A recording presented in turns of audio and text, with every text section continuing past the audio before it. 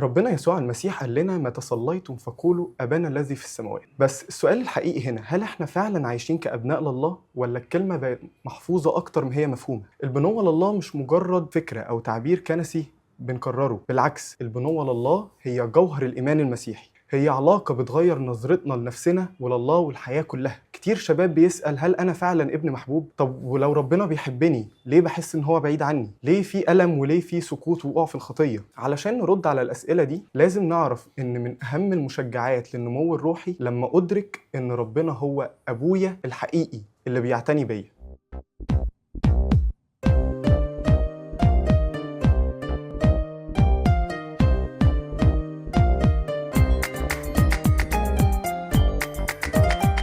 عشان كده حلقتنا النهاردة عن البنوة لله، نعرف معناها الحقيقي وازاي نعيشها وازاي تشفي أسئلة وصراعات كتير جوانا. جايين النهاردة كنيسة العذراء بمحرم بيك، ويسعدنا ويشرفنا نكون موجودين مع قدس أبونا موسى وجيه كاهن الكنيسة. شكرا لوجودك معانا يا ابونا النهاردة. بيكم منورنا. تعيش يا أبي. فرحان جدا تعيش يا أبو. بوجودكم وإن احنا معاكم وتعيشوا وتعملوا وتخدموا وتعلموا ربنا يخليك يا أبو. حابين نبدأ أسئلتنا النهاردة يا أبونا عن إن إحنا إزاي نعرف إيه هي المعنى الحقيقي للبنوة لله. المعنى إني أكون ابن الله باختصار شديد، يعني عشان ما نطولش. ابن الله هو أنا مش علاقة خالق بمخلوق، لا، هي علاقة أب بأبناء، أب بأبنائه. فإحنا بنعيش مع الله حياة الشركة، شركة بكل معناها.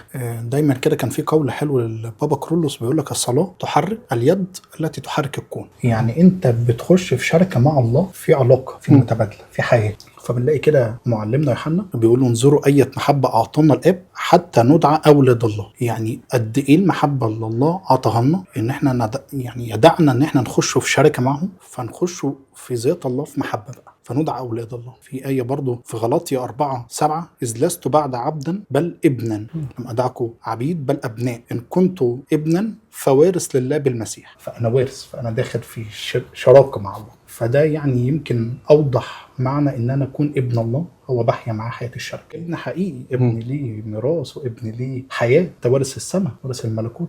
السؤال التاني عندنا يا ابونا، هل كل الناس يتقال عليهم كلمة أبناء الله ولا المؤمنين بس هو اللي يتقال عليهم أبناء الله؟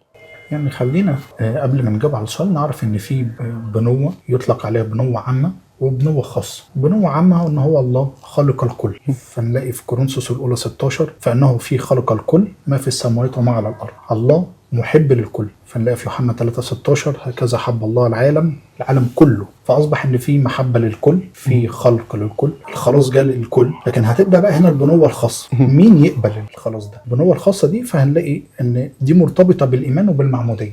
فنلاقي الكتاب بنقول لأنكم جميعا أبناء الله بالإيمان بالمسيح يسوع، لأن كلكم الذين اعتمدتم بالمسيح قد لبستم المسيح. فكده هنا اشترط ان في البنوة خاصة بالإيمان والمعمودية. المعمودية كمان في علاقة، أنا قبلت المسيح ولا لأ؟ اللي جاء واتصلب وخلصني على الصليب ده أنا قبله ولا لأ؟ قابل الرسالة ولا لأ؟ قابل الخلاص ده ولا لأ؟ فدي بتبقى مهمة جدا، يعني إن البنوة الخاصة دي لينا، وإحنا لينا حرية قبولها أو لأ بالمعمودية. يعني بالمعمودية. فخلينا نقول إنه مثلا في المعمودية كان إحنا خدنا ميراث السماء، خدنا الباسبور بتاع دخول السماء. فحضرتك أخدت ورث من الوالد، ربنا يديله الصحة، أخدت أرض كبيرة. فالارض اللي خدتها وورثتها دي بتاعتك رسمي وشرعا وقانونا وكل حاجه. وارد ان انت تهجرها 5 سنين 10 سنين 20 سنه، هتيجي تلاقي في ناس تانية غريبه عليها، بس هي ارضك. مظبوط. وكانت في وقت من الاوقات بتاعتك بس انت ما حافظتش عليها. فقبولنا الايمان وقبولنا المعموديه هو ورثنا السماء واخدنا دخول السماوات. بس الى اي مدى بقى بالاعمال، الى اي مدى انا بحافظ على ارضي؟ مش مجرد ان انا اتعمدت يبقى انا كده دخلت السماء، لا يعني لازم. هو دخولنا عبون دخولنا للسماء وباسبور دخولنا للسماء، لكن انت الارض بتاعت حضرتك دي حولت عليها سور ولا لا؟ حافظت عليها، جبت حارس، استثمرت الارض، طلعت بيها عماره، دي ارضك بتاعتك. حد تاني هجرها ورماها وسابها، بعد كده يقولك فين ارضي؟ انت ما حافظتش عليها. لكن هي كانت انت وارثها، دي بتاعتك، انت واخدها حقك، بس انت ما حافظتش عليها. فده اللي بنفرقه ما بين قبولنا للايمان ان الكل مشترك عند الاب في الخلق في المحبه. الله قدم الخلاص للكل، لكن اللي آمن واعتمد خلص. طب شرط الخلاص ده ان في بقى اعمال، في تقديم توبه، في حياه يعني معه. في سؤال كمان يا ابونا، ازاي المسيح يبقى هو الابن الوحيد لله واحنا كمان ابناء الله؟ طيب خلينا نفرق ما بين ابن الله اللي هو السيد المسيح، وخلينا نحن ابناء الله. يعني احنا كده عندنا الاثنين ابناء الله. السيد المسيح ابن الله واحنا ابناء الله. فخلينا نفرق ان السيد المسيح ابن بالطبيعه، مساوي لها في الجوهر، مولود من الاب قبل كل الدهور، ملهوش بدايه ملهوش نهايه. فدي مواصفات البنوه بتاعت اكنوم الابن، حاجه فريده. فنلاقي ان هو مصطلح الابن الوحيد هو بيتذكر على السيد المسيح بس. ليه؟ لان هو الابن الوحيد، هو الترجمه اليوناني مونوجانيس، وحيد الجنس، هو فريد من النوع ده، مفيش تاني. فهو حاله فريده. السيد المسيح ابن الله، فهو فريد في نوعه، فريد في شخصه، واحد في الجوهر مع الله ومساوي له. لكن تيجي لبنوتنا احنا مختلفه. فنيجي مثلا لابنة ياروس، كان ليه بنت، خد ابنك وحيدك ابراهيم.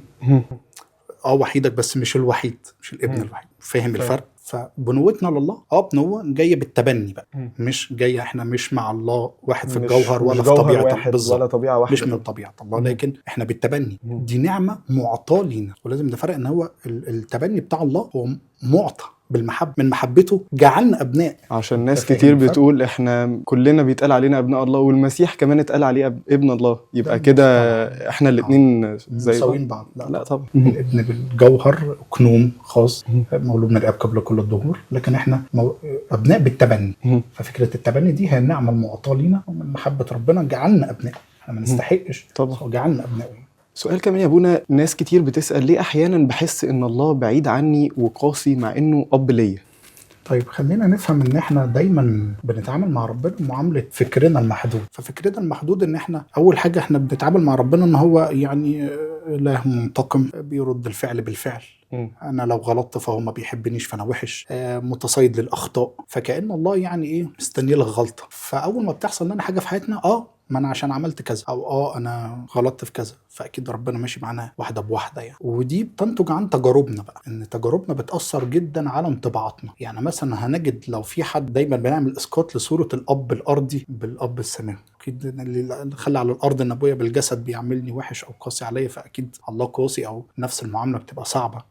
فاكيد بنربط بقى انطباعاتنا بتتاخد من التجارب بتاعتنا. فلو عندنا تجارب قاسيه فدايما احنا بنحس ان دي من الله، او احنا رابطينها بالارض، او رابطينها بفكرنا المحدود، ان انا عشان انا وحش فطبيعي ان يحصل لي كذا. لكن اللي احنا ما نعرفوش بقى ان لا باس لمنا كده ان الله محبه. الله محبه دي هو صفه متلازمه ولاصقه لله، انت ما تقدرش تفصلها عن الله. فالله محبه مستمر، فعل مستمر. فتلاقي الله محبه، طب انت وحش الله محبه، طب انت حلو انا بحبك، طب انت بعيد بيحب، طب انت قريب بيحب، وما اقدرش افصلها. انا اللي بعيد لكن هو دايما بيحبني. ربنا ما يعرفش الكره، الله ما يعرفش ابغضك ولا اكرهك، ما يعرفش مبدا كونسبت الكره، الله ما يعرفوش. الله محبه مستمر، ما يعرفش يقدم غير محبه، ما يعرفش ايه الكره اللي انت. فاحنا بقى احيانا علشان المبدا ده عندنا احنا، فاحنا بنربطوه ان هو ربنا بيقس عليا، ربنا بيشد عليا. لكن خلينا نعرف برضو ان اوقات يعني الله بيحب ينقي معدن الانسان. يعني كده الاباء قالوا لنا ايه، الذهب عشان تعرف تشكله وتطلع منه حاجات حلوه فلازم تسخنه. الحديد لازم برضو تسخنه وتضرب عليه عشان تعمل اشكال بيه. فنلاقي ربنا لو في ضيق او في محنه او في الم انا بمر بيه، هنا احنا بقى بنطلب من الله النعمه بقى. ربنا كلما ازداد الضيق ازدادت النعمه. فنلاقي في القصه بتاعه الثلاث فتيه ودخلوا اتون النار محمى 7 أضعاف، فكان السهل الطبيعي على الله ان انا اطفي النار. ده اسهل حل واول فكره تيجي في بالي. الله عمل الاصعب، حل بذاته معاهم. دي النعمه، انا مش هشيل الضيق، مش هشيل المشكله، مش هشيل الالم، لكن هحل بذاتي معاك. فيدي سلام، تدي بركه، تبقى مليان نعمه. مش حاسس مع ان الالم اللي وهله كده حد بعيد عنك فيقول لك انت ازاي مستحمل. دي النعمه اللي بقى الله عطاها. المشكله او الضيق ده بيشكلني، بس نعمة ربنا على طول بتفضل معايا. انت في الاتون بس المسيح معاك، فمش حاسس بالنار. ان شاء الله يا رب 7 أضعاف 70 ضعف انا مش حاسس بحاجه. سؤال كمان يا ابونا، هل البنوة بتتلغي بالخطية اللي انا بعملها؟ ده مفهوم صعب جدا يعني. لا طبعا، بنوتي لله او ابوه الله لي مش مشروطه. يعني هو الله اعطانا الابوه دي، هو مش شرطها ان انا هتبقى ابني لو الخطيه والضعف لا يفقدون بنوتنا لله. هديك مثال معروف جدا يعني كلنا عارفينه، قصه الابن الضال. هو الابن الضال ده ظل ابنا لابيه رغم انه بعد، هو فضل ابن. يعني ما تقدرش تقول ابن الضال ده مش ابوك، لا ابوي، بس انا اللي بعيد، انا اللي هتعب. هو كان ابوه عنده خدم وعنده اكل وعنده حاجه، بس هو اللي كان عايش بياكل من اكل الخنازير. هو اللي اختار، لكن ما منحتش ما شالتش ان هو ابو الابن الضال ده ابوه. فهو قبل ما يمشي كان ابوه، اثناء هو بعيد ابوه، بعد ما رجع ابوه. فابوتنا او بنوتنا لله ما بترتبطش بخطيه، هو ابونا ثابت. لكن انا اللي ببعد وقرب، انا اللي بختار اكل من اكل الخنازير مع اني ممكن اعيش حياه افضل يعني. طب هل يا ابونا وقت ما انا ابقى واقع في الخطيه واحس ان ربنا مش هيقبلني، طب يعني هل دي بقى بتبقى صراع ولا فكر شيطاني ولا ايه بالظبط؟ لان شباب كتير بيبقى واقع في الخطيه ويحس ان فعلا يعني انا حاسس ان انا بعيد لدرجه ان هو مش قابلني. احنا عندنا المفهوم ده بقى، يعني الشيطان بيحاربنا بيه، شيطان اليأس يعني. لان هو انت مش مقبول، انت مش محبوب، انت مرفوض، انت ليك انت تخش الكنيسه، يعني انت جاي تتناول وانت مبوظ الدنيا.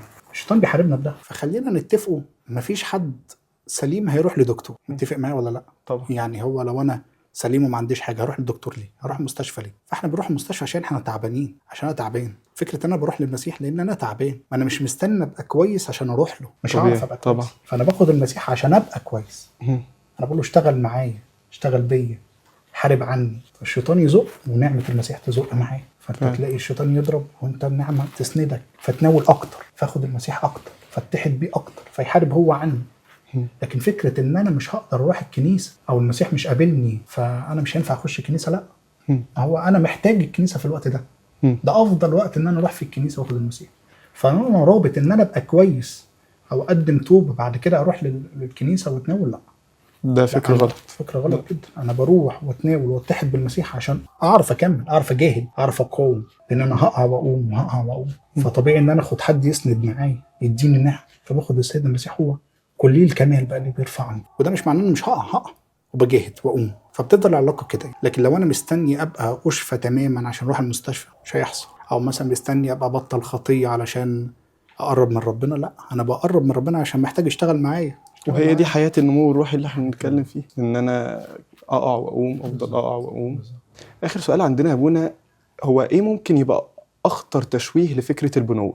يعني في امور كتير بنحارب بيها يعني كشباب بقى، يعني فبنحارب بيها الفترة دي. لكن هو اكتر حاجة احنا بنحارب بيها هو مفهوم الحرية الحديث. فاكر ان بنوتي لله دي مقيدة لي، فاكر ان بنوتي لله بتحد من تصرفاتي وحريتي. ده مفهوم غلط خالص. احنا اخدنا الحرية وعتقنا لما المسيح خلصنا على الصليب. فاحنا كنا اصلا مقصورين، احنا كنا تحت الخطية، فكنا المسيح خلينا احرار. ففاكر ان الوصية ولا التعليم هو اللي بيخليني مقيد. فده اخطر حاجة يعني بنحارب بيها اولاد ربنا، ان احنا مفهوم الحريه الحديث. ومفهوم تاني ان هو ضمان الخلاص. انا كده كده داخل السماء مع باقل مجهود يعني. عملت ما عملتش انا داخل السماء. فكأن يعني رحمه الله وطول اناته انا بستغلها غلط.